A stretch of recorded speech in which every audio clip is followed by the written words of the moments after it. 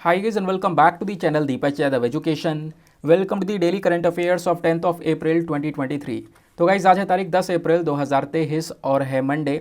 आज की तारीख से जितने भी मोस्ट इंपॉर्टेंट करंट अफेयर्स बनेंगे उन सभी करंट अफेयर्स को हम यहाँ पर डिटेल से डिस्कस करेंगे। ये वीडियो यूपीएससी और स्टेट पीएससी के पॉइंट ऑफ व्यू से बहुत ज़्यादा इंपॉर्टेंट हो जाता है। तो चलो शुभ आरंभ करते हैं। बट आगे बढ़ने से पहले मैं आपको बता दूं, हर रोज़ मॉर्निंग में राइट टाइम 5 बजे ये वीडियो आपको इसी चैनल पर मिल जाता है। तो आज कौन कौन समय पर प्रेजेंट हो चुका है नीचे लाइव चैट में ज़रूर से मेंशन करना। अब आप सोच रहे होंगे सर क्यों झूठ बोल रहे हो, अभी यहाँ पर पिछले 4 दिन का गैप हुआ, उससे पहले 4 दिन का गैप हो गया था, तो बीच में काफ़ी सारे गैप हो जा रहे हैं इस वीडियो के अंदर। प्लीज़ इसको कंटिन्यू करो। ऐसे बहुत सारे मैसेजेस को मैं रिसीव कर चुका हूँ दोस्तों। मुझे भी पता है यहाँ पर आपको बहुत सारी प्रॉब्लम्स हो रही होंगी। द हिंदू का वीडियो मैं कंटिन्यू कर पा रहा हूँ, बट इस वीडियो में कभी कभी इश्यूज़ होते रहते हैं। हुआ यहाँ पर यह कि पिछला जो 4 दिन का गैप हुआ था, पिछला वाला, ये वाला नहीं, जो पिछला वाला 4 दिन का गैप हुआ था, उसके बाद मैंने 3 दिन तक वीडियो कंटिन्यू किया, मंडे ट्यूसडे वेडनेसडे। फिर उसके बाद थर्सडे में बहुत तेज़ माइग्रेन हेडेक हुआ और पहली बार यहाँ पर इस प्रकार का जो हेडेक है वो मैंने फील किया था।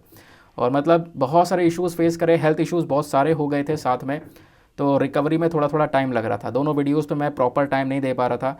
आपने देखा होगा पिछले 3 दिनों में जो मॉर्निंग का वीडियो है वो भी यहाँ पर लगभग 50 मिनट है ना, 51 मिनट, ऐसे यहाँ पर 50 मिनट्स के आसपास का चल रहा है, जबकि वो वीडियो पहले 1 घंटा 10 मिनट यानी कि 1 घंटे के पार हो जाता था। तो बस खाली यही कुछ हेल्थ इश्यूज़ थे, बस अब धीरे धीरे यहाँ पर रिकवर कर रहे हैं। आज जो है हेल्थ काफ़ी ज़्यादा रिकवर हो चुकी है। उसके बाद एक मोटिवेशन भी बॉडी के अंदर में आया है कि हाँ यार चलो वीडियो रिकॉर्ड करते हैं, वापस से लाइन पर आते हैं। ठीक है, बाकी मैं जो पुराने पीडीएफ्स हैं, जो मंथली पीडीएफ वगैरह है मार्च के महीने का, वो मैं आपको टेलीग्राम पर डाल दूंगा, आप वहाँ से उसको डाउनलोड कर लेना। ठीक है, बाकी अप्रैल का मंथली पीडीएफ भी मैं अब रेडी कर रहा हूँ, तो मंथ का एंड जैसे ही होगा आपको अप्रैल के मंथ का पीडीएफ भी मिल जाएगा। अब देखो इस लेक्चर में हम करते क्या है ना, मेजरली इंडियन एक्सप्रेस के ऊपर फोकस करते हैं, लेकिन इंडियन एक्सप्रेस के साथ साथ आपका PIB, down to earth, live mint का जो न्यूज़ आर्टिकल है वो भी कवर हो जाता है। इधर उधर भागने की ज़रूरत नहीं है। देखता हूँ बहुत सारे लोग पीआईबी एनालिसिस के लिए इधर उधर भागना स्टार्ट कर देते हैं, डाउन टू अर्थ पढ़ने के लिए इधर उधर अलग अलग वीडियोस देखना स्टार्ट कर देते हैं, तो उसके अंदर टाइम वेस्ट करने की आवश्यकता नहीं है, इतना टाइम आपके पास है भी नहीं। तो इसी वीडियो में सब कुछ कंपाइल करके हम यहाँ पर डिस्कस करते हैं। बाकी इस लेक्चर का पीडीएफ वगैरह चाहिए तो दोस्तों आपको टेलीग्राम पर जाना है, वहाँ पे जाके सर्च बॉक्स में लिखना है दीपक यादव एजुकेशन यूपीएससी, आपको ये टेलीग्राम चैनल मिलेगा। यहाँ से आप डेली बेसिस पर इस लेक्चर के पीडीएफ को डाउनलोड कर पाओगे। साथ ही साथ में अगर आप मेरे साथ में पर्सनली कनेक्ट करना चाहते हो तो उसके लिए फटाफट इंस्टाग्राम पे जाओ और वहाँ पे जाके आपको दीपक यादव एजुकेशन लिखना है, फटाफट लिखना। 12,000 से ज़्यादा लोग जुड़ चुके हैं और आप लोगों को भी जल्द से जल्द वहाँ पर जुड़ जाना है। नाउ स्टार्ट करते हैं आज के सेशन को। काफ़ी सारे आर्टिकल हैं, कुछ डिटेल में कुछ शॉर्ट में, सभी चीज़ों को कंपाइल करके डिस्कस करने की कोशिश हम लोग करने वाले हैं।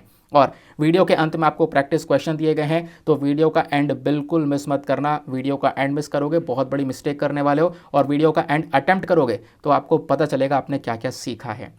सबसे पहला आर्टिकल बात करता है Indian computer emergency response team के बारे में। तो ये जो टीम है ये चर्चा में है, और इस आर्टिकल को आप GS paper number 2 polity and governance के पॉइंट ऑफ व्यू से लिंक कर सकते हो। पहले हम समझते हैं कि सर हमारे पास में न्यूज़ क्या है, खबर क्या निकल कर आती है। खबर यह है कि हमारी केंद्र सरकार ने हाल ही में इन्फॉर्म किया है कि ये जो CERTIN है, यानी कि Indian computer emergency response team है, इसको जल्द ही राइट टू इंफॉर्मेशन एक्ट से बाहर कर दिया जाएगा। अब इसका मतलब क्या है, आपको पता है RTI एक्ट जो हमारा 2005 का है, इस एक्ट के माध्यम से जो बाकी सारी पब्लिक है, यानी कि हम लोग हैं, सिटीजन्स हैं, उन सब के पास में पावर आ जाती है कि वो गवर्नमेंट से क्वेश्चंस पूछ सकते हैं। सरकार से यहाँ पर RTI को फाइल करके जो सवाल है वो पूछे जा सकते हैं और सरकार उसका जवाब भी देती है। बट इस टॉपिक को, यानी कि Indian computer emergency response team को इस RTI एक्ट से बाहर निकालने के बारे में चर्चा की गई है। यानी कि आप इसके रिस्पॉन्स में अगर कोई क्वेश्चन पूछोगे तो आपकी क्वेरी का कोई भी जवाब नहीं दिया जाएगा। ठीक है, इसको लेकर अभी यहाँ पर रिसेंटली ये इन्फॉर्मेशन केंद्र सरकार ने दी है, जिस वजह से ये कंप्यूटर इमरजेंसी रिस्पॉन्स टीम चर्चा में आ चुकी है। और एग्जामिनेशन में खासकर प्रीलिम्स के पॉइंट ऑफ व्यू से ये टॉपिक बहुत रेलिवेंट हो जाता है। क्या क्या पता करना है आओ डिस्कस करेंगे। सबसे पहली चीज़ CERT आप समझ गए क्या है। अब देखो ना, ये जो पूरा टीम है ना, ये एक ऑर्गेनाइजेशन है, फंक्शनल ऑर्गेनाइजेशन, एक ऐसा संगठन है जो कि हमारे ministry of information and electronics technology के अंडर में आता है। इस मंत्रालय का ही एक इम्पॉर्टेंट ऑर्गेनाइजेशन है। इसका मेन काम क्या है, हमारे कंप्यूटर सिक्योरिटी को लेकर काम करना है। हमारे देश भर में जो भी कंप्यूटर इकोसिस्टम है उसकी सुरक्षा करने का काम करता है, क्योंकि आपने देखा होगा कई बार साइबर अटैक्स होते हैं जिससे यहाँ पर कंप्यूटर हैक्स कर लिए जाते हैं, उससे बहुत सारी इंफॉर्मेशन, डेटा को निकाल लिया जाता है। तो उस चीज़ को ना होने देना और उस चीज़ से बचने के लिए यहाँ पर जो CERT है वो वर्क करता है, या फिर कहीं पर साइबर अटैक हुआ है तो उस चीज़ से बचाने का काम भी CERT करता है। इसका मेन ऑब्जेक्टिव क्या है? भारत के साइबर स्पेस इकोसिस्टम को सिक्योर करना, जैसा मैं आपको बता चुका हूँ। ये बॉडी कब आई थी? तो ये बॉडी काम कर रही है जनवरी 2004 से। फिर उसके बाद में इसके फंक्शंस के बारे में बात करेंगे। तो मेन काम क्या है? मेन काम है इसका साइबर इंसिडेंट्स को लेकर, जो यहाँ पर साइबर अटैक के इंसिडेंट्स हैं या जो भी यहाँ पर केसेस निकल कर आए उनका डेटा कलेक्ट करना, एनालिसिस करना, ये सारा काम करता है। उसके बाद में साइबर सिक्योरिटी इंसिडेंट्स को लेकर फोरकास्टिंग करना, अलर्ट जारी करना, है ना, कि भाई यहाँ पर साइबर अटैक का खतरा है तो भाई साइबर सिक्योरिटी को फटाफट मेंटेन कर लो, उसके लिए अलर्ट जारी करने का काम भी यहाँ पर ये बॉडी करती है। उसके बाद में कुछ इमरजेंसी मेजर्स लेना, यानी कि कोई साइबर सिक्योरिटी का खतरा बन भी चुका है, साइबर अटैक का खतरा बन चुका है, तो बेसिकली उसको हैंडल करना, उसमें यहाँ पर इमरजेंसी स्टेप लेने का काम भी ये बॉडी करती है। उसके साथ साथ इसका मेन काम और ये भी है कि कुछ गाइडलाइंस, एडवाइजरी और बहुत सारे पेपर्स वगैरह पब्लिश करने का काम करता है, ताकि हम सिक्योरिटी को लेकर बहुत सारी जो इन्फॉर्मेशन है वो यहाँ पर प्रोवाइड करवा सकें। मेन काम आप समझ गए होंगे, मेन काम इस जो बॉडी का है वो ओवरऑल मिलाकर साइबर इंसिडेंट्स को यहाँ पर देखना, साइबर इंसिडेंट्स को लेकर सारी इन्फॉर्मेशन लेकर चलना, साइबर अटैक जैसी चीज़ों से हम लोग को यहाँ पर बचाना। ठीक है, बात क्लियर हो गई। नाउ आते हैं नेक्स्ट आर्टिकल पर। अच्छा, एग्जामिनेशन में इस टॉपिक से पूछा जा सकता है, तो ये मंत्रालय ज़रूर याद रखना दोस्त, जो मिनिस्ट्री है ना वो हमेशा पूछी जाती है और कई बार प्रीलिम्स में पूछी भी गई हैं। अगले टॉपिक पर आते हैं। नेक्स्ट आर्टिकल हमारा GS पेपर नंबर 2, इंटरनेशनल जो बॉडीज़ का टॉपिक है वहाँ से आप इसको लिंक कर पाओगे। अब यहाँ पे बात की जा रही है एक बॉडी की जिसका नाम है CPTPP, मतलब comprehensive and progressive agreement for trans Pacific partnership. ये रिसेंटली द हिंदू में चर्चा में था, फिर इंडियन एक्सप्रेस में भी चर्चा में आया, तो मैंने सोचा इस वीडियो में भी कवर करना बहुत इंपॉर्टेंट है, तो इसको हम लोग समझ लेते हैं। CPTPP क्या है? तो अभी ये चर्चा में क्यों है, पहले इसको डिस्कस करेंगे। जो यूके है, दैट इज़ यूनाइटेड किंगडम, इन्होंने हाल ही में बोल दिया है कि हम इस वाले ग्रुप को यानी कि CPTPP को ज्वाइन करने वाले हैं। ये इस चीज़ को लेकर मान गए हैं, इस वजह से यहाँ पर ये ग्रुप चर्चा में है। तो यूके यहाँ पर कह सकते हो एक नया मेंबर बन रहा है CPTPP का, और कह सकते हो पहला है पूरे यूरोप के अंदर में जो कि यहाँ पर CPTPP को ज्वाइन करेगा। अब यहाँ पर देखो, ये जो बॉडी है ये थोड़ी इंपॉर्टेंट भी है। इंपॉर्टेंट क्यों है? क्योंकि ये हाल ही में चर्चा में थी जब ताइवान वाला इशू हुआ था पिछले साल, फिर उससे पहले भी चर्चा में थी US जब इससे बाहर हुआ था। तो मैं आपको समझाता हूँ ओवरऑल क्या क्या चीज़ आपको पढ़नी है। सबसे पहली बात, CPTPP का डेटा कवर करो। ये क्या है? ये एक बेसिकली यहाँ पर ग्रुप है जिसमें अलग अलग देश इसका हिस्सा हैं। अभी के समय पर कितनी कंट्रीज़ इसका हिस्सा है? 11 नेशंस हैं, 11 कंट्रीज़ का हिस्सा है। यूके इसका हिस्सा बनेगा, इसको लेकर अग्री कर चुका है, अभी बना नहीं है। तो इसमें टोटल 11 कंट्रीज़ हैं। वो 11 कंट्रीज़ कौन कौन सी हैं? Australia, Brunei, Canada, Chile, Japan, Malaysia, Mexico, New Zealand, Peru, Singapore और वियतनाम, ये सारे देश हैं। और इन देशों का जो ये पूरा ग्रुप है ना, इसका मेन मकसद है फ्री ट्रेड एग्रीमेंट को लेकर चलना, यानी कि आपस में जो व्यापार हो रहा है उसको और ज़्यादा बढ़ावा देना। इस CPTPP को साइन किया गया था मार्च 2018 में, ध्यान रखना ये बहुत इंपॉर्टेंट पॉइंट है। और पहले देखो होता क्या था कि पहले इसका नाम कुछ और था, पहले इसका नाम था ट्रांस पैसिफिक पार्टनरशिप। लेकिन US जैसे यहाँ पर इससे बाहर निकल जाता है, US ना 2017 में इससे बाहर निकल जाता है, तो बची यहाँ पर 11 कंट्रीज़। वो 11 कंट्रीज़ यहाँ पर इसका नाम बदल कर क्या कर देती हैं? CPTPP करके यहाँ पर इसका नाम जो है वो रख देती हैं। अब जितनी भी 11 कंट्रीज़ हैं आज के समय पर इस CPTPP के अंदर में, ये 11 कंट्रीज़ एक और बॉडी के मेंबर भी हैं। उस बॉडी का नाम है APEC, यानी कि एशिया पैसिफिक इकोनॉमिक कॉपरेशन। तो आपका इस आर्टिकल का एक पोर्शन कवर हो गया CPTPP। खासकर क्वेश्चन कैसे बन सकता है कि मेंबर्स को लेकर बन सकता है। उसके बाद यहाँ पर दूसरा क्वेश्चन बन सकता है कि किसने विड्रॉ किया था ये। अब यहाँ पे आपसे पूछा जा सकता है एपेक के बारे में। ये एपेक क्या है? एशिया पैसिफिक इकोनॉमिक कॉपरेशन, क्योंकि ये जो 11 देश CPTPP के अंदर है ना, ये 11 देश एपेक के भी मेंबर्स हैं। तो ये जो एपेक है ये भी एक कह सकते हो 21 कंट्रीज़ का पूरा ग्रुप है, और इसको 1989 में बनाया गया था। अब इसमें 21 देश कौन कौन से यहाँ पर आपको स्क्रीन पर दिखाई पड़ेंगे। ये पूरा एशिया और पैसिफिक रीजन, एशिया पैसिफिक के जो यहाँ पर कंट्रीज़ हैं, इसी वजह से इसको एशिया पैसिफिक यहाँ पर इकोनॉमिक कॉपरेशन के नाम से हम लोग इस ग्रुप को जान रहे हैं, APEC। तो जितनी भी ये 21 कंट्रीज़ हैं आपस में इकोनॉमी को लेकर कोऑपरेट करते हैं। 21 कंट्रीज़ के नाम आपको यहाँ पर दिखाई पड़ेंगे, Australia, Brunei, Canada, Chile, People's Republic of China, Hong Kong, फिर उसके बाद में यहाँ पर Indonesia, Japan, Republic of Korea, Malaysia, Mexico, New Zealand, Papua New Guinea, Peru, Philippines, Russia, Singapore, उसके बाद यहाँ पर ताइवान की बात कर रहे हैं, थाईलैंड, यूएसए, फिर उसके बाद में यहाँ पर वियतनाम, ये सारी कंट्रीज़ आपको यहाँ पे नज़र आएंगी जो कि अभी के समय पर इस एशिया पैसिफिक इकोनॉमिक कोऑपरेशन का हिस्सा हैं। और इनकी भी क्या मांग है, इनका भी वही मकसद है कि आपस में जो भी व्यापार है या इकोनॉमिक कोऑपरेशन है उसको आपस में प्रमोट करना। ठीक है, बाकी मैंने CPTPP आपको बता दिया, इसकी लोकेशन यहाँ पर दी गई है, वो हम ऑलरेडी डिस्कस कर चुके हैं। अब ध्यान रखना, जो APEC वाली बॉडी है ना, इसका हेडक्वार्टर कहाँ पर है, इसका हेडक्वार्टर सिंगापुर के अंदर में है, और बहुत सारे जो डिसीजंस यहाँ पे लिए जाते हैं वो आपस में मिलजुल कर डिसीजंस लिए जाते हैं। नेक्स्ट आर्टिकल पर आते हैं। अगला आर्टिकल बहुत बहुत इंपॉर्टेंट होने वाला है, इसको आप लोग GS paper number 2 polity and governance के पॉइंट ऑफ व्यू से लिंक कर पाओगे। हम डिस्कस करने वाले हैं कंपटीशन अमेंडमेंट बिल के बारे में। तो कंपटीशन अमेंडमेंट बिल हाल ही में पास हुआ है, प्लस यहाँ पर इसका जो असर है बड़ी बड़ी कंपनीज के ऊपर में वो क्या पड़ रहा है वो भी हम यहाँ पर कवर करने वाले हैं। तो न्यूज़ में क्यों है, न्यूज़ में इसलिए है क्योंकि हाल ही में हमारा जो पार्लियामेंट का लोअर हाउस है यानी कि लोकसभा, वहाँ पे कंपटीशन अमेंडमेंट बिल 2022 को पास कर दिया गया। और अभी यहाँ पर 2022 को जो ये पास किया गया है ना, ये एक अमेंडमेंट बिल है। अमेंडमेंट बिल मतलब कुछ चेंजेस करे गए, संशोधन किया गया है। अब कौन से बिल में चेंज किया है, पुराने वाले में। पुराना वाला कौन सा था, तो पुराना वाला था कॉम्पिटिशन एक्ट 2002। अब पुराना वाला बिल तो होगा नहीं, वो एक्ट होगा क्योंकि वो पास हो चुका है, कानून होगा वो पूरा, वो है ना। बिल तो तब कहा जाता है जब वो पास नहीं हुआ है, पास हो जाएगा तो वो भी कानून बन जाएगा, एक्ट में तब्दील हो जाएगा। लेकिन जो पुराना वाला 2002 का कानून था, इसी में बदलाव करा गया। बदलाव करने के बाद में बिल आया और बिल को यहाँ पे पार्लियामेंट में लोकसभा के थ्रू पास कर दिया गया। इस वजह से यहाँ पर कंपटीशन अमेंडमेंट बिल 2022 चर्चा में है। ठीक है, तो इस आर्टिकल में हम डिस्कस करेंगे पूरी न्यूज़ समरी को, प्लस इस पूरे बिल से संबंधित एक बॉडी है जिसकी चर्चा बहुत ज़्यादा होने वाली है, वो भी आपको पता होना चाहिए। देखो ये बिल जो है इसको आप ध्यान से देखोगे तो पहला वर्ड पढ़ो कंपटीशन। कंपटीशन को लेकर बात करने वाला है। कंपटीशन क्या होता है, देखो सभी लोगों को पता है, एक हेल्दी कंपटीशन कहीं पर भी होना बहुत ज़्यादा ज़रूरी है। ठीक है, चाहे वो कोई मार्केट प्लेस हो, चाहे कहीं पर भी हो, एक बहुत बड़ी जगह है, वहाँ पर अगर 5-6 दुकानें हैं तो आपके पास में चॉइसेस भी हैं, और वो 5-6 दुकानों में आपस में कंपटीशन टक्कर का चलता है। हर एक व्यक्ति कोशिश ये करता है कि मैं अच्छी क्वालिटी का सामान सस्ते दाम में आप सभी को प्रोवाइड करवाऊँ, और जो भी बेस्ट क्वालिटी का गुड्स और सर्विसेज प्रोवाइड करवाएगा, ऑब्वियस ही बात है लोग उसी के पास में जाएंगे। इससे क्या होगा, लोगों को चॉइसेस मिलेंगी, लोगों को क्वालिटी मिलेगी, लोगों को यहाँ पर कम प्राइसेस में प्रोडक्ट मिलेंगे। तो हेल्दी कॉम्पिटिशन होना थोड़ा सा ज़रूरी बन जाता है। तो ये तो हो गया कंपटीशन का सिनेरियो। एक सिनेरियो हो जाता है मोनोपोली का। मोनोपोली मतलब एक सिंगल कह सकते हो, सिंगल यहाँ पर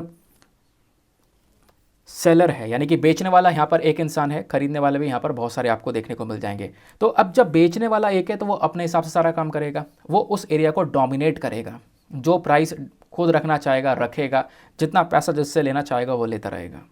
तो बट वो चीज़ यहाँ पर सही नहीं है। तो एक हेल्दी कंपटीशन को बनाए रखने के लिए मार्केट में एक बॉडी बनाई गई है जिसका नाम है कंपटीशन कमीशन ऑफ इंडिया।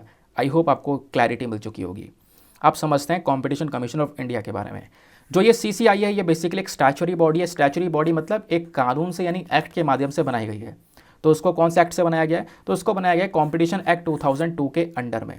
तो इस कानून के तहत यहाँ पर इस बॉडी को बनाया गया, लेकिन बनाने का समय था 2009 में बनाया गया। इसका मेन काम क्या है, मैंने आपको बता दिया, जो भी गलत एक्टिविटीज़ की जा रही हैं कंपटीशन में उसको यहाँ पे ख़त्म करना, प्लस एक अच्छा कंपटीशन को मेंटेन करके चलना, प्लस जो कंज्यूमर्स हैं, आप हो, मैं हूँ, हम सामान खरीद रहे हैं, हमारा जो इंटरेस्ट, हमारा जो हित है उसकी सुरक्षा करना, प्लस यहाँ पर जो ट्रेड है उसमें थोड़ा बहुत और फ्रीडम को इंश्योर करना। ये सारा काम कंपटीशन कमीशन ऑफ इंडिया का होता है। ये जो कमीशन है इसके अंदर में एक चेयरपर्सन होते हैं और 6 अलग से मेंबर्स होते हैं जिनको हमारी केंद्र सरकार अपॉइंट करती है। Very very important point. आपसे यहाँ पर ये पूछा जा सकता है इस कमीशन के चेयरपर्सन और मेंबर्स के बारे में, क्योंकि ऐसे कई क्वेश्चन बने हैं, चाहे वो इलेक्शन कमीशन ऑफ इंडिया हो, चाहे वो NGT हो, कई सवाल बने हैं। फिर उसके बाद में CCI के फंक्शंस के बारे में बात करें तो फंक्शंस ऑब्जेक्टिव्स थोड़े बहुत सिमिलर ही आपको देखने को मिलेंगे। इसका मेन काम क्या है हम डिस्कस कर ही चुके हैं, कंपटीशन को यहाँ पर मेंटेन करना। वही कहानी यहाँ पर वापस से रिपीट कर दी गई है, तो टाइम वेस्ट करने की आवश्यकता बिल्कुल भी नहीं है। दूसरा यहाँ पर ये ध्यान में रख सकते हो, पावर्स में ये पॉइंट थोड़ा यूनिक है। इसके पास में पावर है कि मॉनेटरी पेनल्टीज़ को यहाँ पे लागू कर देना upon the violation of competition act 2002। कोई भी कंपनी, कोई भी मार्केट के अंदर में ये इस कानून का अगर उल्लंघन हो रहा है, एक हेल्दी कंपटीशन वहाँ पे मेंटेन नहीं हो रहा है, तो ये CCI आएगा और आकर यहाँ पर उसके ऊपर पेनल्टी लगाएगा। जैसे गूगल का सबसे बड़ा एग्जाम्पल, गूगल यहाँ पर कह सकते हो कि कंपटीशन को ख़त्म करने की कोशिश कर रहा था, CCI आया और गूगल पे यहाँ पर करोड़ों रुपए का जो पेनल्टी है वो लगा दिया। ठीक है, समझ में आई बात। अब कंपटीशन कमीशन ऑफ इंडिया को समझ लिया, बेस क्लियर हो गया। अब हम समझते हैं ये जो बिल है 2023 वाला कंपटीशन अमेंडमेंट बिल, ये बिल क्या है, इसमें क्या चेंजेस करे गए हैं, प्लस इसका असर बड़ी बड़ी कंपनीज के ऊपर क्या होने वाला है। तो हाल ही में जो ये बिल पास किया गया है लोकसभा के अंदर में, इसके तहत ये जो बॉडी थी ना कंपटीशन कमीशन ऑफ इंडिया, इसकी ताकत को और बढ़ा दिया गया। क्या ताकत बढ़ा दी गई?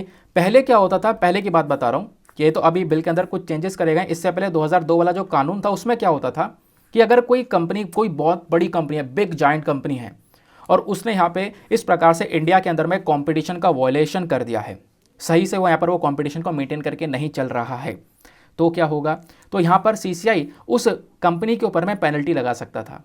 अच्छा, पेनल्टी कैसे लगाएगा? तो उस समय पर क्या बोलता था, एक कंपनी है जिसने इंडिया में जितना कमाया है, यानी कि इंडिया में उसका जितना टर्नओवर होगा, इंडिया में जितना उसका टर्नओवर होगा, उसका यहाँ पर उसी टर्नओवर के ऊपर कुछ पेनल्टी, कुछ अमाउंट यहाँ पे उससे वसूला जाएगा उस कंपनी से, ठीक है, कंपटीशन को वॉयलेट करने के लिए।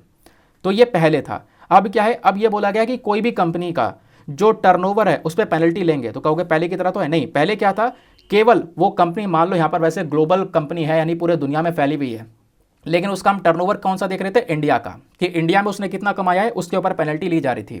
बट अब यहाँ पर जो उसके ऊपर पेनल्टी ली जाएगी वो ग्लोबल टर्नओवर पर ली जाएगी, यानी कि अगर वो कंपनी कंपटीशन के अगेंस्ट में जाती है तो दुनिया भर में यहाँ पर जो कंपनी चल रही है उसका जितना भी यहाँ पर टर्नओवर जनरेट हुआ है, जितना ही पैसा जनरेट हुआ है, उसके ऊपर यहाँ पर पेनल्टी चार्ज की जाएगी। तो एक इसकी वजह से यहाँ पर बोला जा रहा है जो बड़ी बड़ी कंपनीज है उनके ऊपर एक ह्यूज इम्पैक्ट पड़ने वाला है, ठीक है, क्योंकि यहाँ पर जो बड़ी बड़ी कंपनीज होती है ना वो फैली हुई है, कुछ हिस्सा मतलब कुछ इनके ब्रांचेस इंडिया में है, कुछ यूएस में है, कुछ यूरोप में है, और यहाँ यूएस यूरोप के अंदर बड़ी बड़ी लेवल में फैली हुई हैं। तो यहाँ पे बिजनेस को बड़ा लॉस हो सकता है, ऐसा यहाँ पर मेंशन किया गया, ठीक है। बिजनेस के पॉइंट ऑफ व्यू से बोले तो यहाँ पर इनका कहना यह है कि देखो ये तो एक भेदभाव हो गया है, बिजनेस कह रहे हैं हमारे साथ एक भेदभाव हुआ है। भेदभाव क्यों है कि मान लो एक छोटी कंपनी है और एक बड़ी कंपनी है, ठीक है। अब एक कंपनी है जो कि एक ही 2-3 जगह पर सीमित है, और एक कंपनी है जो कि यहाँ पर दुनिया भर में सीमित, दुनिया भर में फैली पड़ी है, तो दोनों के साथ में भेदभाव हो जाएगा। मान लो यहाँ पर दोनों कंपनी ने एक ही प्रकार का वॉयलेशन किया है, दोनों ही कंपनी ने मान लो एक ही प्रकार का जो कानून है उसका उल्लंघन किया, एक ही तरीके से किया, लेकिन नुकसान किसको ज़्यादा फेस करना पड़ेगा, बड़ी वाली कंपनी को ज़्यादा नुकसान फेस करना पड़ेगा, ऐसा यहाँ पर इन लोगों का कहना है, ठीक है। बात क्लियर हो गई। अब आते हैं आगे। फिर उसके बाद में यहाँ पर मेंशन किया गया है इस बिल में, एक तो बदलाव ये हो गया टर्नओवर वाला। दूसरा बदलाव क्या हुआ है, दूसरा बदलाव ये हुआ है कि सीसीआई को और पावर्स बढ़ा दी गई हैं। जैसे पहले क्या होता था कि मान लो 2 कंपनियां आपस में मिलने जा रही हैं, मर्ज हो रही हैं, या एक कंपनी दूसरी कंपनी को खरीद रही है, तो यहाँ पे ना कुछ ज़्यादा प्रोविजंस नहीं थे। अब क्या बोला जा रहा है कि मान लो एक कंपनी दूसरी कंपनी में मिल रही है, एक कंपनी दूसरी कंपनी को खरीद रही है, और ये जो डील हो रही है ना, इसकी वैल्यू अगर 2000 करोड़ रुपए से ऊपर है, ध्यान रखना, इसकी वैल्यू अगर 2000 करोड़ रुपए से ऊपर है तो पहले कंपटीशन कमीशन ऑफ इंडिया का अप्रूवल लेना अनिवार्य है। पहले इससे अप्रूवल लोगे, उसके बाद ही यहाँ पर आप अपनी डील कर पाओगे। तो ये यहाँ पर पावर सीसीआई को दी गई। फिर उसके बाद में एक और अच्छा काम यहाँ पर किया गया है। पहले क्या होता था कि अगर कोई कंपनी आपस में मिल रही है या एक दूसरे को खरीद रही है, तो इसका जो अप्रूवल ये लोग लेते थे ना, उसकी एक टाइम लिमिट हुआ करती थी, 210 दिन में यहाँ पर अप्रूवल दिया जाता था। बट इस टाइम पीरियड को कम कर दिया गया है, 210 दिन से कम करके 150 यानी 150 दिन कर दिया गया है। 150 दिन के अंदर अंदर ये अप्रूवल इनको दे दिया जाएगा, ठीक है।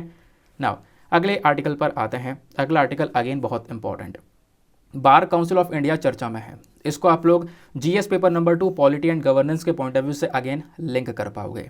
हुआ क्या है, society of Indian law firms, इन्होंने यहाँ पर एक लेटर लिखा है बार काउंसिल ऑफ इंडिया को, और लेटर लिखने के बाद में इनसे चिंता व्यक्त की है। क्यों? क्योंकि बार काउंसिल ऑफ इंडिया ने हाल ही में कदम उठाया। क्या कदम उठाया है? इन्होंने ये बोला है कि बाहर के, विदेश के जो लॉयर्स हैं या फिर उनकी जो लॉ कंपनियां हैं वो हमारे देश में आके प्रैक्टिस कर सकती हैं। तो इस डिसीजन के प्रति चिंता व्यक्त की गई है society of Indian law firms के थ्रू। इसी वजह से यहाँ पर ये अभी बार काउंसिल ऑफ इंडिया चर्चा में है। तो आपको पता होना चाहिए क्योंकि एग्जामिनेशन के लिए बहुत रेलिवेंट पॉइंट्स हैं ये।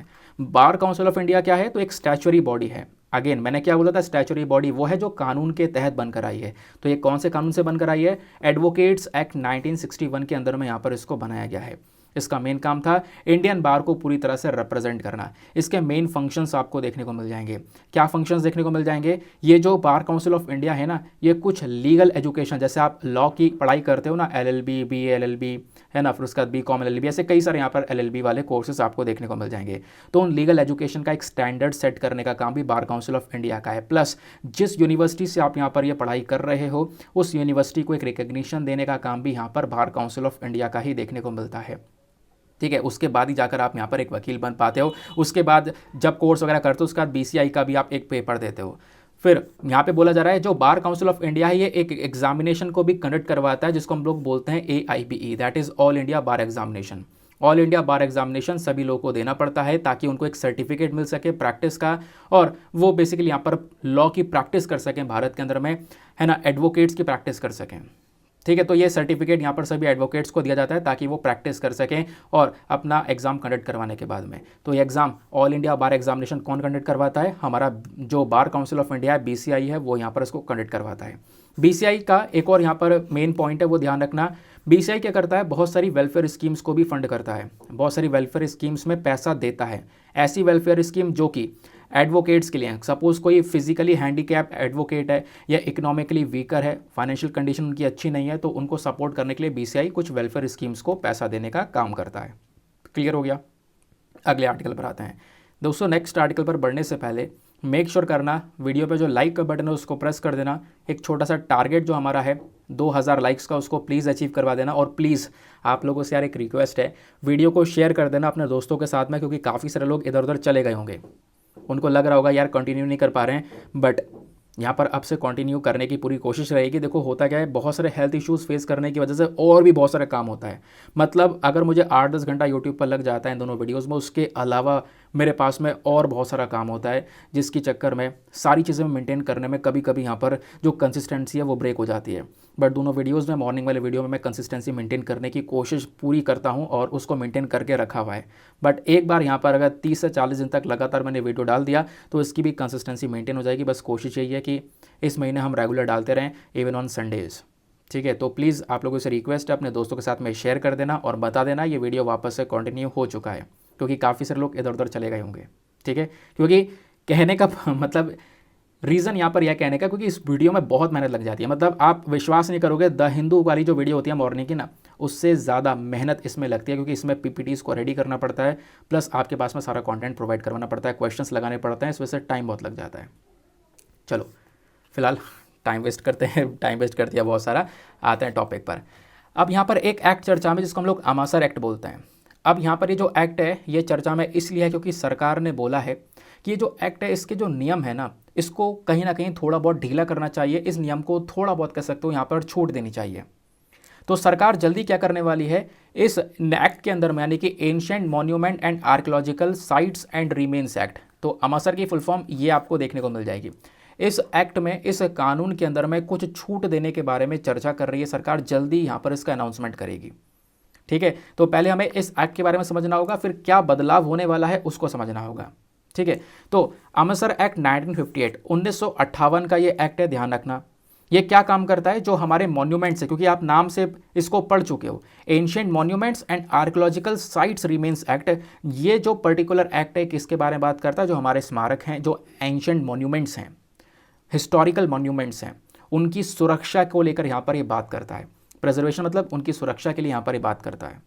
अब सपोज यहाँ पे कोई मॉन्यूमेंट्स ऐसे हैं जो कि 100 साल से ज़्यादा पुराने मॉन्यूमेंट्स, हमारे काफ़ी सारे टेम्पल्स ऐसे जो 100 साल से पुराने टेम्पल्स हैं, तो उनकी प्रोटेक्शन करने का काम करता है ये एक्ट। ठीक है, उनको रेगुलेट करने का काम करता है। बात क्लियर हो गई। ऐसे कई सारे एक्ट मॉन्यूमेंट्स ऑलरेडी हैं हमारे पास में, जैसे 3696 या कह सकते हो 3700 के आसपास ऐसे सेंट्रली प्रोटेक्टेड मॉन्यूमेंट्स हैं या फिर साइट्स हैं जो कि इंडिया में ही स्थित हैं।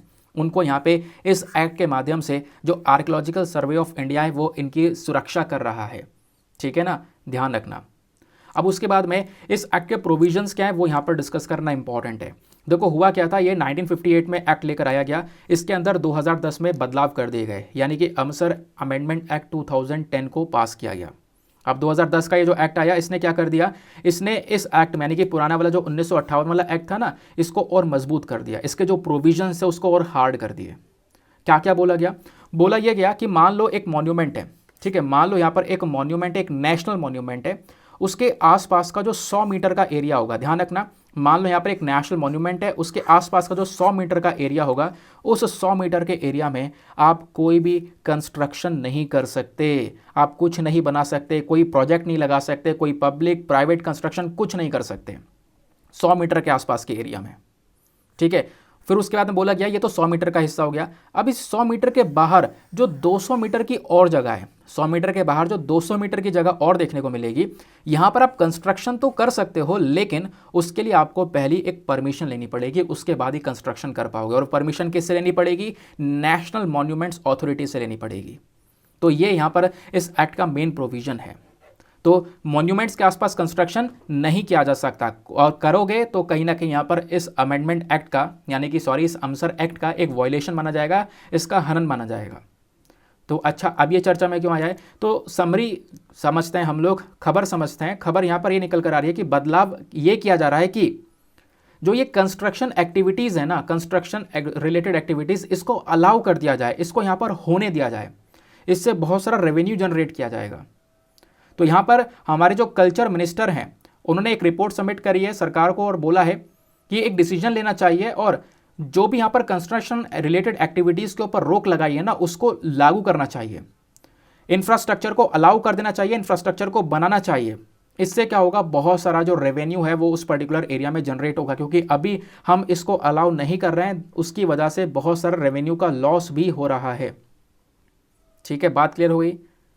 बाकी यहाँ पर बोला गया कि हम जो ये काम करेंगे ना, जो हम कंस्ट्रक्शन अलाउ करने की बात कर रहे हैं, वो बाकी सारे मॉन्यूमेंट्स पर, यानी कि जो भी हमारे मॉन्यूमेंट्स है उस पर आप कंस्ट्रक्शन अलाउ कर सकते हो, लेकिन कुछ monuments UNESCO world heritage sites के अंदर में उसमें लिस्टेड हैं। तो यूनेस्को वर्ल्ड हेरिटेज साइट में लगभग 40 के आसपास जो हमारे मॉन्यूमेंट्स वो लिस्टेड हैं, वहाँ पर आप एज इट इज़ रहने दो रिस्ट्रिक्शन, वहाँ पर आप मत अलाउ करो, लेकिन बाकी सारी जगह पर अलाउ करके रेवेन्यू जनरेशन का काम किया जा सकता है।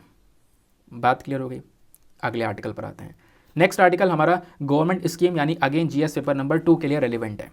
अब इसकी स्कीम में बात की जा रही है export promotion capital goods scheme के बारे में। वैसे इस स्कीम को आप जीएस पेपर नंबर 3 इकोनॉमी के साथ में भी लिंक कर सकते हो, ये आर्टिकल इकोनॉमी के पर्सपेक्टिव से भी रेलिवेंट है।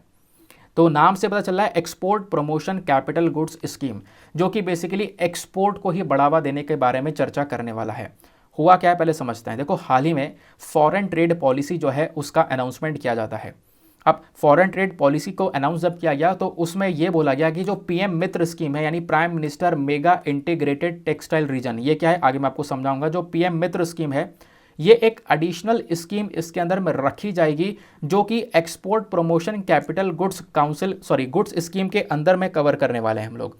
यानी इस स्कीम के तहत यहाँ पे हम पीएम मित्र स्कीम को लेकर आएंगे, ऐसा बोला जा रहा है। ठीक है दोस्तों, बात क्लियर हुई। अब समझते हैं इस स्कीम के बारे में, क्योंकि इस स्कीम के तहत ही काम किया जा रहा है। क्योंकि पीएम मित्र जो स्कीम है ना, ये बेसिकली एक एडिशनल स्कीम की तरह काम की जाएगी। इसको एलिजिबल किया जा रहा है कि जो ईपीसीजी यानी एक्सपोर्ट वाली स्कीम है, इसके बेनिफिट्स भी यहाँ पर हम पीएम मित्र स्कीम को दें। तो export promotion goods council scheme क्या है समझते हैं। ये बेसिकली एक ट्रेड प्रमोशन स्कीम है, यानी कि व्यापार को आगे बढ़ावा देने के लिए यहाँ पर इस स्कीम को लेकर आया गया है और हमारी भारत सरकार इसको लागू कर रही है। और इस स्कीम ने अलाउ कर रखा है क्या, duty free imports of capital goods. जो हमारे कैपिटल गुड्स होते हैं, देखो हम लोग क्या करते हैं ना, काफ़ी सारा सामान इंपोर्ट करते हैं और एक्सपोर्ट करते हैं। जब इंपोर्ट करते हैं, बाहर से कोई सामान आता है तो उसके ऊपर अलग से ड्यूटी और एक्स्ट्रा चार्जेस को लगाया जाता है, जिससे वो सामान थोड़ा सा और महंगा हो जाता है। तो अब यहाँ पर बोला जा रहा है कि हम इस स्कीम के तहत क्या करेंगे, जो इंपोर्ट करेंगे कैपिटल गुड्स का, वो ड्यूटी फ्री इंपोर्ट होगा और इससे हम एक्सपोर्ट बढ़ाएंगे। तो कहोगे ये मतलब क्या है, समझ में नहीं आया। इंपोर्ट करेंगे कैपिटल गुड्स का और उससे देश के अंदर एक्सपोर्ट बढ़ेगा, कैसे? देखो, कैपिटल गुड्स क्या होते हैं पहले आपको वो समझना होगा। कैपिटल गुड्स बेसिकली यहाँ पर फिजिकल एसेट्स जिसको हम बोलते हैं। फिजिकल एसेट्स मतलब एक कंपनी में प्रोडक्शन के लिए, सामान को बनाने के लिए जो इस्तेमाल होता है सामान, यानी कि आपकी मशीनरी, बिल्डिंग्स, इक्विपमेंट, टूल्स, ये जो चीज़ हैं इसको हम लोग कैपिटल गुड्स बोलते हैं। तो अगर प्रोडक्शन करना है तो इन चीज़ों की रिक्वायरमेंट है। और मशीन वगैरह यहाँ पर जब हम लोग बाहर से मंगाएंगे तो उसके ऊपर ड्यूटी नहीं लगाई जाएगी। मशीन सस्ती आएगी भारत के अंदर में, लोग ज़्यादा खरीदेंगे, फैक्ट्रीज ज़्यादा लेंगी, प्रोडक्शन ज़्यादा होगा। तो प्रोडक्शन को एक तरीके से बढ़ावा मिल गया इस स्कीम के अंडर में। बात क्लियर हो गई।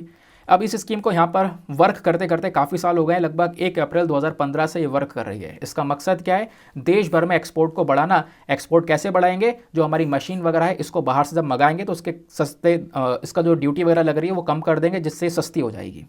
ठीक है। अब इस स्कीम को कौन एडमिनिस्टर कर रहा है? तो इस स्कीम को हैंडल करा जा रहा है directorate general of foreign trade के थ्रू। और इसको गवर्न कौन कर रहा है? तो गवर्न कर रहा है हमारा foreign trade policy of India. Features इसके ऑलरेडी मैं डिस्कस कर ही चुका हूँ, वही सिंपल सी चीज़ है, बार बार वही चीज़ को रिपीट किया गया है, बस खाली ये मैंने आपको बता दिया है। कैपिटल गुड्स को इंपोर्ट करना, और ध्यान रखना जो सेकंड हैंड गुड्स होंगे, यानी सेकंड हैंड जो मशीनरीज वगैरह होंगी ना, उसको इस स्कीम में परमिट नहीं किया जाता है। सेकंड हैंड गुड्स हम लोग नहीं मंगाएंगे, बिल्कुल नए प्रोडक्ट की बात कर रहे हैं। ठीक है, सेकंड हैंड गुड्स को अलाउ नहीं किया गया। आपसे क्वेश्चन बन सकता है, ध्यान रखना, एक अलग से कंफ्यूजन क्रिएट करने के लिए क्वेश्चन पूछा जा सकता है। तो एपीसीजी स्कीम में सेकंड हैंड गुड्स को अलाउ नहीं किया गया है, वो नहीं मंगाएंगे हम लोग। ठीक है, आते हैं अब पीएम मित्र स्कीम पर, क्योंकि पीएम मित्र स्कीम को एपीसीजी के बेनिफिट्स देने के बारे में चर्चा की गई है। तो पीएम मित्र स्कीम का मकसद मैं आपको पहले कई बार बता चुका हूँ। ये स्कीम जो है ना, ये इसलिए लाई गई है ताकि जो हमारे देश का टेक्सटाइल इंडस्ट्री है, जो कपड़ा उद्योग है, उसको हम लोग थोड़ा बढ़ा सकें। अब कैसे बढ़ा सके? देखो, आज के समय में होता क्या है ना, अगर आपको कपड़ा बनाना है और एक्सपोर्ट करना है तो एक जगह पर तो हो रही है बुनाई, एक जगह पर हो रही है कढ़ाई, एक जगह पर किया जा रहा है कलर, फिर तीसरे चौथे जगह पर ले गए हम लोग उस पर स्टिकर लगाने के लिए, पांचवी जगह पर की पैकिंग, और छठी जगह पर हुआ एक्सपोर्ट। तो ऐसे अलग अलग जगह पर ले जाना पड़ता है। इधर एक फैक्ट्री ये वाला काम अलग है, फिर इसको ट्रांसपोर्ट करके इधर पहुंचाया, इधर यहाँ पर उसकी कढ़ाई बुनाई करी, फिर एक जगह पर ले गए उसको पूरी तरह से तैयार किया, एक जगह ले गए उस पर कलर किया। तो ऐसे यहाँ पर अलग अलग जगह पर उनको भागना पड़ता है कपड़ों को, और इसमें पैसा ज़्यादा लग जाता है क्योंकि ट्रांसपोर्टेशन का बहुत सारा पैसा लग गया। अब हम एक्सपोर्ट क्या करेंगे, कमाएंगे क्या? तो पीएम मित्र स्कीम का मकसद क्या है कि हम कुछ बड़े बड़े एरियाज, बड़े बड़े पार्क्स को चूज़ करेंगे और उन पार्क्स के अंदर में सारी फैसिलिटीज़ को प्रोवाइड करवाएंगे। तो पीएम मित्र स्कीम का मकसद यहाँ पर यह है कि आने वाले 5 सालों के अंदर में 4-4.5 करोड़ के आसपास जो पैसा है वो खर्चा जाएगा, और यहाँ पे फोकस किया जाएगा 5F के ऊपर। 5F का मतलब क्या है? 5F का मतलब है farm to fibre, fibre to factory, factory to fashion, fashion to foreign. यानी सीधा फार्म से फाइबर बनाया जाएगा, फाइबर से फैक्ट्री में पहुंचा जाएगा, फैक्ट्री से तैयार किया जाएगा, फैशन से फॉरेन पहुंचाया जाएगा। यानी सारा काम एक ही जगह पर होगा, एक ही पार्क में कर दिया जाएगा, अलग अलग जगह पर भागने की आवश्यकता नहीं है। इससे पैसा भी बचेगा, सामान सस्ता बनेगा, फैसिलिटीज़ अच्छी मिलेंगी, ऐसा यहाँ पर बोला गया है। नाउ ये जो पार्क बनाए जाएंगे वो कैसे बनाए जाएंगे? तो उन पार्क को सेटअप करने के लिए आपको ध्यान में रखना है, एक अलग से बॉडी बनाई जाएगी, स्पेशल पर्पस व्हीकल उसको बोलते हैं। मतलब बॉडी का नाम नहीं है, एक अलग से बॉडी बना दी जाएगी। उस बॉडी को हमारी केंद्र सरकार और राज्य सरकार मिलकर ओन करेगी, उनकी जिम्मेदारी होगी उस बॉडी को हैंडल करना। ठीक है, और यहाँ पर हर एक बॉडी को बनाया जाएगा हर एक पार्क के लिए, हर एक पार्क के लिए अलग से बॉडी होगी, वो यहाँ पर उस पार्क को देख रही होगी, उस प्रोजेक्ट को इंप्लीमेंट कर रही होगी। अब इससे होगा क्या? इससे यहाँ पे हम लोग अपने एरिया में, अपने देश में टेक्सटाइल सेक्टर को ग्रो कर पाएंगे और उसको एक्सपोर्ट भी भरपूर मात्रा में कर पाएंगे। सवाल यह है कि इसकी फंडिंग कैसे होगी, कैसे यहाँ पर पैसा वगैरह आएगा? तो मिनिस्ट्री ऑफ टेक्सटाइल यहाँ पर एक फाइनेंशियल सपोर्ट देने वाला है। उसने बोला है कि हम लोग 500 करोड़ रुपए यहाँ पर पार्क के हिसाब से यहाँ पर लगाने वाले हैं। उसके बाद में कॉम्पिटिटिव इंसेंटिव सपोर्ट हो गया, वो 300 करोड़ तक का हो गया, वो दिया जाएगा। उसके बाद में स्टेट गवर्नमेंट भी अपनी तरफ से कुछ सपोर्ट देने वाली है, यानी एक फ्री लैंड प्रोवाइड करवाएगी 1000 एकड़ का, जहां पर पूरा पार्क लगाया जाएगा। तो इस प्रकार से इस पूरी स्कीम को आगे बढ़ाने के लिए हर एक व्यक्ति, हर एक जो यहाँ पे हमारी केंद्र सरकार, राज्य सरकार है, उनका रोल काफ़ी बड़ा देखने को मिलेगा। अगले आर्टिकल पर आते हैं। नेक्स्ट आर्टिकल बहुत इंपॉर्टेंट है, जीएस पेपर नंबर 1, हिस्ट्री और कल्चर के पॉइंट ऑफ व्यू से लिंक कर सकते हो। हम डिस्कस करेंगे आसमीज गमसा, गमसा कह लो या गमछा कह लो, दोनों ही कहा जा सकता है। तो आसमीज गमछा के बारे में डिस्कशन किया जाएगा। ये जो पिक्चर में आप लोग देख पा रहे हो, रेड और व्हाइट कलर का खूबसूरत सा जो गमछा है ना, इसको हम लोग आसमीज गमछा बोलते हैं, क्योंकि यहाँ पर जो पैटर्न्स वगैरह बने हुए वो आसमीज स्टाइल में बने हुए हैं। ठीक है, हाल ही में चर्चा में आया, इस वजह से यहाँ पर आपको इस गमछा के बारे में पता होना चाहिए। ये जो गमछा है ना, ये hand woven rectangular cotton piece of cloth है। यानी रेक्टेंगुलर कैसा? रेक्टेंगुलर इस प्रकार से यहाँ पर आप देख पाओगे, एक कॉटन का क्लॉथ है जिसके ऊपर हाथ से सारी बुनाई की गई है, सारी कढ़ाई की गई है, रेड कलर के बॉर्डर्स बनाए गए, डिज़ाइंस बनाए गए, उस प्रकार से फूल भी आपको यहाँ पर देखने को मिलेंगे, इस प्रकार के डिज़ाइन देखने को मिल जाएंगे। ठीक है, बोला यह जाता है कि आसमीज पीपल ना इसको बहुत ज़्यादा कह सकते हो कि एक लग्जरियस मानते हैं इस गमछा को, क्योंकि गमछा क्या किया जाता है, बड़े लोगों को या कोई अतिथि आया है असम के अंदर में, या फिर तो उन लोगों को यहाँ पर एज अ रिस्पेक्ट के तौर पर दिया जाता है, उनके रिस्पेक्ट के लिए, उनके ऑनर के लिए यहाँ पर एक गमछा दिया जाता है। प्लस यहाँ पर जितनी भी सोशियो रिलीजियस सेरेमनीज होती हैं असम के अंदर में, वहाँ पर भी ये गमछा उनका एक इंटीग्रल हिस्सा है। उसके बाद में मेंशन किया गया है ये असम के लोगों की आइडेंटिटी है, उनका प्राइड है ये गमछा। और सबसे पहली बात, एक स्पेसिफिक पर्पज़ के लिए यहाँ पर बोला जा रहा है। फॉर स्पेसिफिक पर्पज़ अगर हम लोग बात करें तो एक बहुत एक्सपेंसिव मटेरियल भी है, बहुत महंगा मटेरियल है, क्योंकि यहाँ पर असम का जो पैट सिल्क है वो यूज़ किया जाता है, प्लस अलग अलग कलर्स का यूज़ किया जाता है। प्लस ये जो गमछा है ना, इसको यहाँ पर जो बिहू फेस्टिवल मनाया जाता है ना, बिहू फेस्टिवल के दौरान इस गमछे को एक्सचेंज भी किया जाता है, आपस में लोग एक्सचेंज करते हैं इसको। इसी वजह से इसको हम लोग भिवुन के नाम से भी जानते हैं। किस नाम से? भिवुन के नाम से भी जानते हैं, क्योंकि बिहू फेस्टिवल पर भी इस गमछे का एक बहुत बड़ा रोल है। सबसे इंपॉर्टेंट बात यहाँ पर यह है, ये यूनिक जो स्कार्फ है ना, ये असम के अंदर में एक लौता स्कार्फ है जिसको जीआई टैग भी मिल चुका है, that is geographic indication tag. GI tag क्या होता है? जीआई टैग बेसिकली जिस भी प्रोडक्ट को दिया जाता है उसकी निशानी होती है कि ये कहीं इसकी स्पेशल जगह से निकल कर आया है, स्पेशल जगह की क्वालिटी है। तो जैसे यहाँ पर असमीज गमछा की बात की जाती है, इसको जीआई टैग दिया गया है, तो यानी कि पता चल जाता है भाई इसका ज्योग्राफिकल ओरिजिन कहाँ है, असम से यहाँ पर इसको बनाया गया, इसकी क्वालिटी अल्टीमेट लेवल की है, इसी वजह से यहाँ पर जीआई टैग दिया जाता है। अब यहाँ पर जो जीआई टैग है वो आपके एग्रीकल्चर प्रोडक्ट के लिए दिया जाता है ना, कोई खाना पीने के सामान है, ड्रिंक है, हैंडीक्राफ्ट है, उनके लिए यहाँ पर जीआई टैग दिया जाता है। और ये पूरा का पूरा जो जीआई टैग का कॉन्सेप्ट है ना, इसको एक एक्ट के माध्यम से कवर किया गया है। उस एक्ट का नाम है geographical indications of goods registration and protection act 1999। ये जो एक्ट है इसकी मांग यहाँ पर यही है कि हम लोग क्या कर सके, किसी प्रोडक्ट जो है उसको यहाँ पर जीआई टैग दे सकें। जीआई टैग कितने साल के लिए वैलिड रहता है? क्या एक बार दे दिया तो जिंदगी भर जीआई टैग रहेगा? नहीं, एक बार अगर जीआई टैग मिल जाता है तो 10 साल के लिए वैलिड रहेगा, और 10 साल बाद अगर उसको रिन्यू करवाना चाहें तो रिन्यू भी करवाया जा सकता है, यानी वापस आगे के लिए एक्सटेंड करवाया जा सकता है। अगले आर्टिकल पर आते हैं। नेक्स्ट आर्टिकल में डिस्कशन किया जा रहा है बेंट टोड गेको के बारे में। गेको इस प्रकार से यहाँ पर आपको एक लिजर्ड की स्पीशी, छिपकली की स्पीशी देखने को मिल जाती है। साइंटिस्ट ने एक नई प्रजाति यहाँ पर डिस्कवर की है इस गेको की। तो ये एक लेजर्ड की स्पीशी इंपॉर्टेंट है। कहाँ पर डिस्कवर की गई है? केरला के अंदर में, केरला में जो खासकर जंगल है वहाँ पर। तो बेंट टोड गेको जो है ना, ये इसका जो पैटर्न है वो काफ़ी यहाँ पर कह सकते हो अद्भुत सा पैटर्न लग रहा है, ब्यूटीफुल सा पैटर्न यहाँ पर देखने को मिल जाएगा। और रात में जगने वाली यहाँ पर ये स्पीशी है। इसका जो साइंटिफिक नेम है वो क्या है? साइंटिफिक नेम है सिर्टोडैक्टिलस गेकोला। क्या? सिर्टोडैक्टिलस गेकोला इसका एक साइंटिफिक नेम है। ये कहाँ पे पाई जाती है? खासकर यहाँ पर आप देख पाओगे जो जंगल है ना, जंगल की रॉक्स वगैरह में यहाँ पर ये ज़्यादातर पाई जाती है। प्लस आज के समय में केवल और केवल केरला के अंदर ये ज़्यादातर देखने को मिलेगी। केरला में जो कुछ डिस्ट्रिक्ट्स हैं, कोझिकोड, मलप्पुरम, पलक्कड़, त्रिशूर, इन डिस्ट्रिक्ट्स के अंदर में खासकर ये गेको की स्पीशी देखने को मिल जाती है। ठीक है, अगले आर्टिकल पर आते हैं। नेक्स्ट आर्टिकल बहुत इंपॉर्टेंट आर्टिकल, उत्कल दिवस के बारे में डिस्कशन करेंगे। अगेन इस आर्टिकल को भी जीएस पेपर नंबर 1 स्पेशल तौर पर हिस्ट्री के पॉइंट ऑफ व्यू से लिंक कर सकते हो। अभी हम यहाँ पर ओडिशा का इतिहास भी पढ़ने वाले हैं। तो उत्कल दिवस अभी चर्चा में था। चर्चा में क्यों था? क्योंकि 1 अप्रैल जो अभी निकला है ना, 1 अप्रैल को उत्कल दिवस मनाया जाता है। तो हाल ही में हमारे प्रधानमंत्री ने लोगों को बधाइयाँ दी हैं उत्कल दिवस पर, इस वजह से उत्कल दिवस चर्चा में है। तो उत्कल दिवस इसलिए भी चर्चा में है क्योंकि ओडिशा जो हमारा ये जो आज का समय राज्य देखने को मिलता है, ओडिशा कहाँ पर है? इस प्रकार से आप यहाँ पे देखोगे इंडिया का मैप, ये रहा ओडिशा। किस किस के साथ में बाउंड्रीज को शेयर करता है? वेस्ट बंगाल, झारखंड, छत्तीसगढ़ और नीचे आंध्र प्रदेश, और इसके वेस्टर्न साइड में आ जाता है बे ऑफ बंगाल। तो इन सारे के कह सकते हो स्टेट्स और समुद्र के साथ में ओडिशा अपनी बाउंड्री को शेयर करता है। ठीक है, बात यहाँ पर यह है कि ओडिशा बना कब था? तो ये जो मॉडर्न स्टेट है ओडिशा ना, ये 1 अप्रैल 1936 को एस्टेब्लिश किया गया था, 1 अप्रैल 1936 को। तो इसी वजह से यहाँ पर 1 अप्रैल को हर साल हम सेलिब्रेट करते हैं एक उत्कल दिवस की तरह, यानी कि इसको ओडिशा डे के नाम से भी जाना जाता है। ओडिशा का इतिहास अगर हम लोग बात करें तो जो हमारे ब्रिटिश हैं उन्होंने क्या किया था, नॉर्दर्न सर्कल्स को यहाँ पर ऑक्यूपाई किया। उसके बाद में यहाँ पर कुछ और एरिया, ओडिशा का जो एरिया है वो यहाँ पर उन्होंने ऑक्यूपाई किया। ठीक है, जो सेकेंड कर्नाटिक वॉर हुआ था 1760 का, 1760 का, उसके बाद यहाँ पर इन्होंने बहुत सारे ओडिशा का जो रीजन है, ओडिशा का सदर्न कोस्ट जो रीजन है उसको ऑक्यूपाई कर लिया था, और उसको मद्रास प्रेसिडेंसी के अंदर धीरे धीरे जोड़ दिया। धीरे धीरे मद्रास प्रेसिडेंसी के अंदर में ओडिशा को इन्होंने मिला दिया। 1803 में ब्रिटिशर्स ने मराठास को वहाँ से हटाया, है ना, पूरी जो कटक रीजन है वहाँ से हटाया, ओडिशा का जो पूरी कटक रीजन था वहाँ से हटा दिया था सेकेंड एंग्लो मराठा वॉर के थ्रू। तो 1803 में ब्रिटिशर्स ने उनको हटाया। फिर होता यहाँ पर यह है कि जो नॉर्दर्न और वेस्टर्न डिस्ट्रिक्ट्स हैं ओडिशा के, इनको धीरे धीरे बंगाल प्रेसिडेंसी के अंदर मिला दिया गया। मतलब पूरे ओडिशा को इधर से उधर बांट दिया गया। कुछ हिस्सा मद्रास प्रेसिडेंसी में, कुछ हिस्सा बंगाल प्रेसिडेंसी में, इस प्रकार से हमें बांट दिया गया।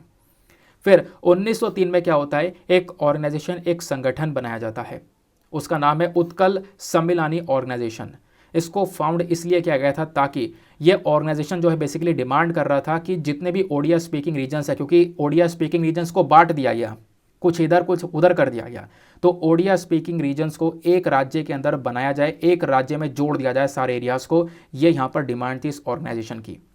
फिर फाइनली 1 अप्रैल 1912 में बिहार और उड़ीसा दोनों प्रोविंस यहाँ पर बन जाते हैं, तैयार हो जाते हैं, और 1912 में तैयार हुए, लेकिन 1 अप्रैल 1936 में बिहार और उड़ीसा दोनों अलग अलग सेपरेट हो जाते हैं, सेपरेट प्रोविंस बन जाते हैं, जैसा यहाँ पर आप देख पाओगे। ठीक है, ये उड़ीसा और बिहार दोनों अलग अलग हो जाते हैं। फिर उसके बाद में एक नया प्रोविंस बनता है उड़ीसा, और इसको यहाँ पर लैंग्वेज के बेसिस पर बनाया जाता है ब्रिटिश रूल के समय में। सर जॉन ऑस्टिन होबेक जो हैं ये पहले गवर्नर बन जाते हैं उड़ीसा के, आप ऐसा कह सकते हो। फिर उसके बाद में देश की जब आज़ादी होती है 15 अगस्त 1947 में, फिर 27 राज्य बन जाते हैं, 27 स्टेट्स हो जाते हैं जिन्होंने यहाँ पर डॉक्यूमेंट साइन किया था कि हम उड़ीसा को ज्वाइन कर रहे हैं। ठीक है, तो इस प्रकार से यहाँ पे जो स्टेट्स वगैरह वो सब तैयार हो जाते हैं, और देश की आज़ादी के बाद में आप देख पाओगे इस प्रकार से जो सिनेरियो है वो यहाँ पर नज़र आता है। आगे आते हैं, अगला आर्टिकल थोड़ा और टॉपिक ये हटकर है, एक बॉडी के बारे में चर्चा कर रहे हैं हम लोग। उस बॉडी का नाम है PNGRB, मतलब petroleum and natural gas regulatory body. अब PNGRB चर्चा में क्यों है, क्योंकि हाल ही में PNGRB ने जो एक टैरिफ है नेचुरल गैस के लिए, यूनिफाइड टैरिफ, उसको अलाउ किया है। इससे क्या होगा, इससे यहाँ पर लोग जो है आप कह सकते हो उनको क्लीन बर्निंग फ्यूल का एक्सेस मिलेगा एक अच्छे खासे रेट में। तो उस वजह से यहाँ पर बॉडी चर्चा में, तो खासकर एग्जामिनेशन के लिए जो इंपॉर्टेंट है वो आपकी ये बॉडी है PNGRB, petroleum and natural gas regulatory body. ये जो बॉडी है इसको कैसे बनाया गया है, तो अगेन एक एक्ट के माध्यम से बनाया गया है, जिस एक्ट का नाम है petroleum and natural gas regulatory board act 2006। इसका मेन ऑब्जेक्टिव क्या है कि जितने भी कंज्यूमर्स हैं, जो भी लोग यहाँ पर कंजम्पशन कर रहे हैं पेट्रोलियम का, पेट्रोलियम प्रोडक्ट्स का, नेचुरल गैस का, उनको यहाँ पर हम सपोर्ट कर सकें, उनके हित की बात कर सकें, ये यहाँ पर इसका मेन गोल है। फिर उसके बाद में इसकी जो नोडल मिनिस्ट्री है, मेन मिनिस्ट्री है, वो है ministry of petroleum and natural gas. ज़रूर से ध्यान रखना। सवाल यह है कि नेचुरल गैस क्या होती है, क्योंकि नेचुरल गैस पे डिस्कशन कर रहा है, तो नेचुरल गैस होती क्या है। तो नेचुरल गैस ही बेसिकली एक फॉसिल फ्यूल एनर्जी है। होता क्या है कि नेचुरल गैस ना कैसे बनती है, मैं आपको समझाता हूँ, बहुत सिंपल तरीका है। देखो, एक ज़माने में क्या होता है, जो छोटे छोटे हमारे समुद्र के अंदर प्लांट्स हैं, समुद्र के अंदर में प्लांट्स, बहुत सारे एनिमल्स हैं, वो मर जाते हैं, मरने के बाद में वहीं पर दफन हो जाते हैं ओशन फ्लोर के ऊपर। फिर धीरे धीरे समय बीतता रहता है, वो जो मैरीन प्लांट्स और एनिमल्स मर चुके हैं उनके ऊपर मिट्टी, रेत, सिल्ट, वो सब जमा होने लगता है, और ऐसे बहुत मोटी परत जम जाती है। फिर कुछ मिलियन साल जैसे ही निकल जाते हैं, वो जो चीज़ें नीचे दब चुकी हैं, उनकी डेड बॉडीज़ नीचे दब चुकी हैं ना, उस पर गर्मी और प्रेशर पड़ता है, और उस गर्मी और प्रेशर की वजह से वो ऑयल और नेचुरल गैस के अंदर बदल जाता है। ठीक है, तो आज के समय पर हम लोग क्या करते हैं, उन्हीं एरियाज़ के अंदर में खुदाई करते हैं, ड्रिल डाउन करते हैं, और वहाँ से इस प्रकार का ऑयल और नेचुरल गैस के जो डिपॉजिट्स हैं वो हम लोग को मिलते हैं, और वो यहाँ पर चीज़ें निकाली जाती हैं। ठीक है, तो नेचुरल गैस कैसे बनता है समझ में आ गया। Millions of two hundreds millions of years ago क्या हुआ था, बहुत सारे प्लांट्स और एनिमल्स मरे, और उनके ऊपर जो थिक लेयर है वो जमती चली गई, और उसके बाद जब प्रेशर उनके ऊपर पड़ा तो वो यहाँ पर चेंज हो गए, किसमें, इस नेचुरल गैस में, कोल में, ऑयल में। ठीक है, इस वजह से हम पेट्रोलियम वगैरह जो निकालते हैं वो भी बेसिकली यही है। ठीक है, तो ये था आज का हमारा पूरा का पूरा सेशन। आई होप गाइज आपको आज के सेशन में पूरी तरह से मज़ा आ चुका है। अब फाइनली हम लोग अपने प्रीलिम्स रैपिड फायर के क्वेश्चंस का डिस्कशन करेंगे। जो भी आप लोगों ने इस लेक्चर में सीखा है फटाफट उसको इम्प्लीमेंट करने का, यानी कि वहाँ से क्वेश्चन की प्रैक्टिस करने का समय है। लाइन से मैं आपको सारे के सारे क्वेश्चंस पहले बताऊंगा, उसके आंसर आप लोग नीचे कमेंट सेक्शन में देते हुए चलना, फिर एक साथ मैं आपको सारे के सारे आंसर्स बताऊंगा, आप मैच करना और अपना लास्ट में स्कोर लिखना, कितने क्वेश्चन आपने सही किए और कितने गलत किए, और कितने गलत क्यों किए हैं वो भी आपको बताना है। चलो क्वेश्चन नंबर 1 से स्टार्ट करते हैं। पहला क्वेश्चन है Indian computer emergency response team के बारे में। तो Indian computer emergency response team को लेकर आपके पास में 2 स्टेटमेंट्स है, बताना है कौन सा स्टेटमेंट सही है। पहला स्टेटमेंट, ये एक फंक्शनल ऑर्गेनाइजेशन है हमारी मिनिस्ट्री ऑफ होम अफेयर्स का। दूसरा स्टेटमेंट, ये एक नोडल एजेंसी है जिसका मेन काम क्या है, जो कंप्यूटर सिक्योरिटी जैसे इंसिडेंट्स होते हैं उनको रिस्पॉन्ड करना, उनके प्रति यहाँ पर काम करना। तो बताओ कौन सा स्टेटमेंट सही है। नीचे ऑप्शन दिए गए हैं, option A 1 only, option B 2 only, option C दोनों सही हैं, या फिर ऑप्शन डी दोनों के दोनों गलत हैं। अगले क्वेश्चन की तरफ आते हैं। नेक्स्ट क्वेश्चन बात करता है CPTPP के बारे में, यानी comprehensive and progressive agreement for trans Pacific partnership के बारे में। तो CPTPP को लेकर दो स्टेटमेंट्स दिए गए हैं, बताना है कौन सा स्टेटमेंट सही है। पहला स्टेटमेंट, ये एक फ्री ट्रेड अग्रीमेंट है, हमारे सारे मेंबर्स यानी कि जो एशिया पैसिफिक इकोनॉमिक कॉर्पोरेशन के सारे मेंबर्स जो हैं, सारे मेंबर्स उन्हीं के बीच का फ्री ट्रेड अग्रीमेंट है। क्या ये सही बात है? दूसरा स्टेटमेंट देखते हैं, US और चाइना ये दोनों भी यहाँ पर CPTPP का मेंबर हैं। तो बताओ कौन सा स्टेटमेंट यहाँ पर सही है। नीचे आपको ऑप्शन दिए गए, option A 1 only, option B 2 only, option C दोनों सही हैं या फिर ऑप्शन D दोनों के दोनों गलत हैं। नेक्स्ट क्वेश्चन पर आते हैं। अगला क्वेश्चन बात करता है बार काउंसिल ऑफ इंडिया के बारे में। तो बार काउंसिल ऑफ इंडिया को लेकर यहाँ पे दो स्टेटमेंट्स दिए गए हैं, अगेन बताना है कौन सा सही है। पहला स्टेटमेंट, ये एक स्टैच्यूटरी बॉडी है जिसको एडवोकेट्स एक्ट 1961 के तहत बनाया गया है। दूसरा स्टेटमेंट, ये जो बार काउंसिल ऑफ इंडिया है इसका मेन काम क्या है, all India bar council examination को कंडक्ट करवाना और इस एग्जामिनेशन के होने के बाद सर्टिफिकेट ऑफ प्रैक्टिस जो है हम लोग एडवोकेट्स को देते हैं जो कि यहाँ पर लॉ की प्रैक्टिस कर रहे होते हैं। तो यहाँ पर कौन सा स्टेटमेंट सही है इसको लेकर बताना है। Option A 1 only, option B 2 only, option C दोनों सही हैं या फिर ऑप्शन D दोनों के दोनों गलत हैं। अगले क्वेश्चन की तरफ आते हैं। नेक्स्ट क्वेश्चन बात करता है एक्सपोर्ट प्रमोशन गुड्स स्कीम के बारे में। तो export promotion capital goods scheme के बारे में, तो इसको लेकर अगेन दो स्टेटमेंट्स दिए गए हैं, बताना है कौन सा सही है। पहला स्टेटमेंट, इस स्कीम का मकसद है कि जो हमारे कैपिटल गुड्स होते हैं उसके ऊपर जो इंपोर्ट हम कर रहे हैं कैपिटल गुड्स को, वहाँ पर ड्यूटी को फ्री कर देना, ड्यूटी जो लग रही है उसको हटा देना, ताकि हम अपने देश का एक्सपोर्ट को बढ़ा सकें। दूसरा स्टेटमेंट बोलता है कि जो सेकेंड हैंड गुड्स होते हैं ना, उनको भी यहाँ पर इस स्कीम के तहत परमिशन दे रखी है, परमिशन अलाउ है। तो बताओ कौन सा स्टेटमेंट यहाँ पर सही है। ऑप्शन दिए गए, option A 1 only, option B 2 only, option C दोनों सही हैं या फिर ऑप्शन D दोनों के दोनों गलत हैं। अगले प्रश्न पर आते हैं। नेक्स्ट क्वेश्चन बात करता है आसमीज गमछा के बारे में।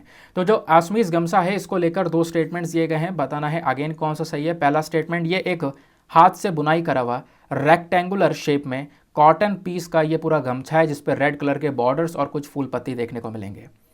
दूसरा स्टेटमेंट, ये जो गमछा है इसको एक्सचेंज किया जाता है बिहू फेस्टिवल पर और इस वजह से हम इसको भिवन के नाम से भी जानते हैं। तो बताओ कौन सा स्टेटमेंट सही है। Option A 1 only, option B 2 only, option C दोनों सही हैं या फिर ऑप्शन D दोनों के दोनों गलत हैं। अगले क्वेश्चन पर आते हैं। नेक्स्ट क्वेश्चन में बात की गई है petroleum and natural gas regulatory board के बारे में, यानी PNGRB के बारे में। तो इसको लेकर दो स्टेटमेंट्स दिए गए हैं, बताना है कौन सा स्टेटमेंट सही है। पहला स्टेटमेंट बोलता है कि जो ये PNGRB है इसको बनाया गया है एनवायरमेंट प्रोटेक्शन एक्ट ऑफ 1986 के तहत। दूसरा स्टेटमेंट बोलता है कि PNGRB जो बॉडी है ये union ministry of new and renewable energy के अंडर में भी काम करती है। तो बताओ कौन सा स्टेटमेंट यहाँ पर सही है। ऑप्शन A बोलता है 1 only, option B 2 only, option C दोनों सही हैं या फिर ऑप्शन D दोनों के दोनों गलत हैं। नाउ आते हैं अगले प्रश्न की तरफ और अगला क्वेश्चन और इंटरेस्टिंग और बहुत ही सरल है। उत्कल दिवस के बारे में चर्चा की गई है। उत्कल दिवस हाल ही में सेलिब्रेट किया गया है ताकि हम कौन से राज्य का फॉर्मेशन सेलिब्रेट करते हैं, मतलब उत्कल दिवस जो कि हाल ही में चर्चा में है ये कौन से राज्य के फॉर्मेशन को सेलिब्रेट करता है आपको बताना है। Option A Karnataka, option B Odisha, option C Maharashtra या फिर option D none of these, इनमें से कोई नहीं। आते हैं अगले प्रश्न की तरफ। नेक्स्ट क्वेश्चन बात करता है सर्टोडैक्टिलस छेंगोडोमेलेंस, ये हाल ही में न्यूज़ में देखने को मिला, ये क्या है? क्या ये एक फंगस है, क्या ये बैंड-टोड गैको है, क्या ये कोई इन्वेजिव स्पीशी है या फिर इनमें से कोई नहीं? फटाफट इसका आंसर भी नीचे कमेंट सेक्शन में दे दो। तो गाइज़ ये थे आज के हमारे सारे के सारे इंपॉर्टेंट क्वेश्चंस। आई होप आप लोगों ने मैक्सिमम क्वेश्चंस बिल्कुल सही अटैम्प्ट करे होंगे। नाउ फटाफट हम लोग सभी क्वेश्चंस के आंसर्स देखना स्टार्ट करते हैं। लास्ट वाले क्वेश्चन से आंसर कवर करेंगे और आप लोग प्लीज़ मैच करना और देखना कितने सवाल सही किए हैं कितने गलत किए हैं। तो आखिरी क्वेश्चन में हम लोग शुरू कर रहे हैं यहीं से। तो क्वेश्चन में पूछा गया था सेटोडैक्टिलस जो कि हाल ही में न्यूज़ में देखने को मिला, ये क्या है? तो ये बेसिकली एक छिपकली की प्रजाति है, बैंड-टोड गैको। ठीक है, अच्छा ये कौन से राज्य में पाया गया, ज़रा नीचे कमेंट सेक्शन में उस राज्य का नाम बताओ, अभी हमने थोड़ी देर पहले डिस्कस किया है। फिर अगले क्वेश्चन में आपसे पूछा गया था उत्कल दिवस जो कि हाल ही में सेलिब्रेट किया गया है, ये कौन से राज्य के फॉर्मेशन को लेकर सेलिब्रेशन करता है? तो इसका सही उत्तर है ओडिशा। ठीक है, तो ध्यान रखना ओडिशा का फॉर्मेशन डे यहाँ पर सेलिब्रेट किया जाता है एज अ उत्कल दिवस। उसके बाद में अगले क्वेश्चन में आपसे पूछा गया था petroleum and natural gas regulatory body के बारे में। तो इसको लेकर दो स्टेटमेंट्स थे, कौन सा सही है? दोनों के दोनों गलत हैं। क्यों? क्योंकि यहाँ पर ये जो बॉडी है ये हमारी कौन सी मिनिस्ट्री के अंदर में आती है? ये आती है ministry of petroleum and natural gas के अंदर में, ना कि एनवायरमेंट प्रोटेक्शन एक्ट के अंदर में। तो पहला स्टेटमेंट हो जाता है रॉन्ग। दूसरा स्टेटमेंट भी यहाँ पर आप देख पाओगे, ना ही इसको हमने एनवायरमेंट प्रोटेक्शन बनाया, ना ही ये इस वाले मंत्रालय के अंडर में आता है। तो दोनों के दोनों स्टेटमेंट्स हमारे रॉन्ग हो गए हैं।